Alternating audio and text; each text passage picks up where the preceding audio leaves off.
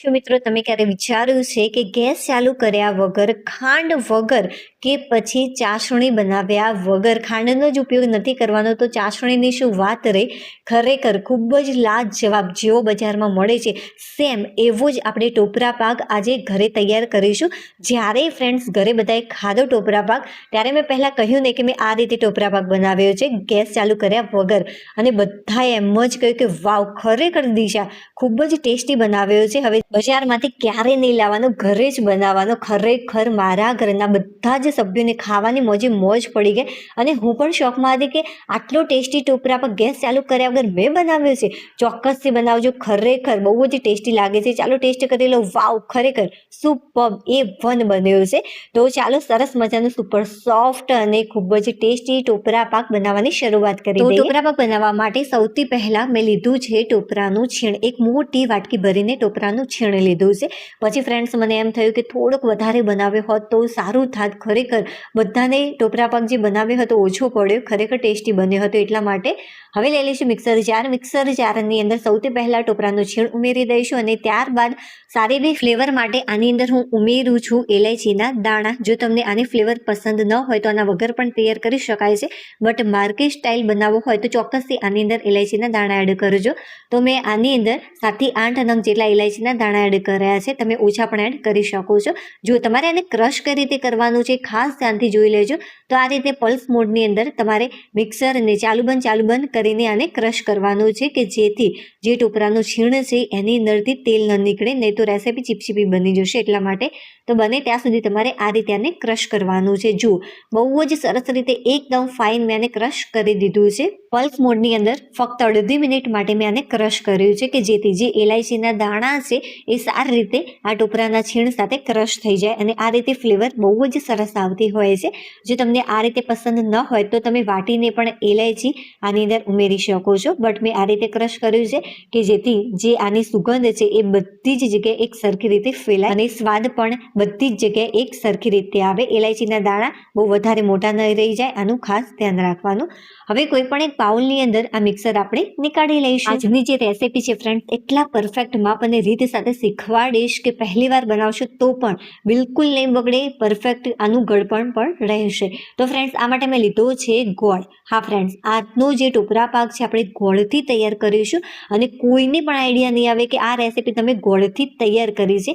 But ગોળથી જ્યારે તમે તૈયાર કરો છો ત્યારે અમુક બાબતો તમારે ખાસ ધ્યાનમાં રાખવાની. સૌથી પહેલી ટિપ્સ કે જ્યારે તમે ગોળને કટ કરો છો ત્યારે આ ટાઈપનું એકદમ ઝીણો તમારે ચોપ કરવાનો છે. બહુ જ વધારે મોટા કટકા ન રહી જાય એનું ખાસ ધ્યાન રાખવાનું.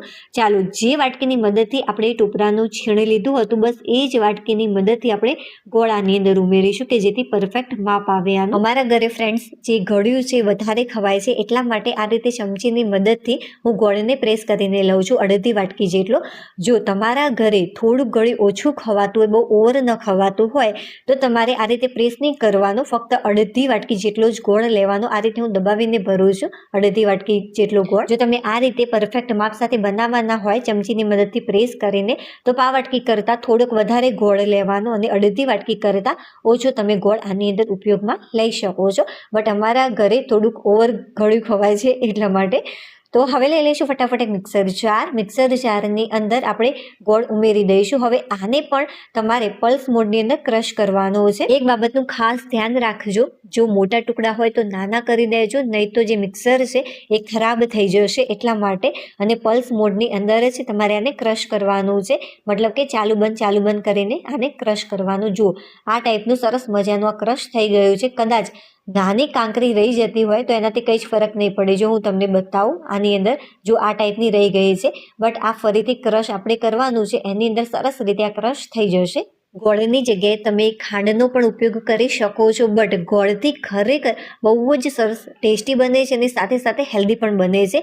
જુઓ, જે ટોપરાનું છીણ હતું મેં ગોળની અંદર ઉમેરી દીધું છે. હવે હલકું આપણે ચમચીની મદદથી સૌથી પહેલાં મિક્સ કરી લઈશું અને ત્યારબાદ જ આને તમારે ક્રશ કરવાનું. જો તમે ડાયરેક્ટ ક્રશ કરશો તો જે ગોળ છે ક્રશ કરેલો એ નીચે ચીપકી જશે અને સરખી રીતે ક્રશ નહીં થાય. અમુક ટિપ્સ તમે ધ્યાનમાં રાખશો તો પહેલી વારમાં એકદમ પરફેક્ટ બનીને તૈયાર થતો હોય છે આ ટોપરા પાક. અને કોઈને આઈડિયા પણ નહીં આવે કે આ રીતે તમે ગોળની મદદથી આ ટોપરા પાક તૈયાર કર્યો છે. ચાલો હવે આપણે આને ક્રશ કરી લઈએ. આને પણ ક્રશ કરવાની એક ટ્રીક છે.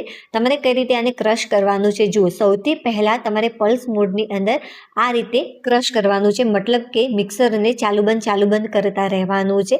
ત્યારબાદ તમારે આ રીતે થોડી વાર માટે ચાલુ રાખવાનું છે, થોડી વાર માટે બંધ કરવાનું છે, થોડી વાર માટે ચાલુ રાખવાનું, થોડી વાર માટે બંધ રાખવાનું. આ રીતે કરતા આને અડધી મિનિટ માટે તમારે ક્રશ કરવાનું છે.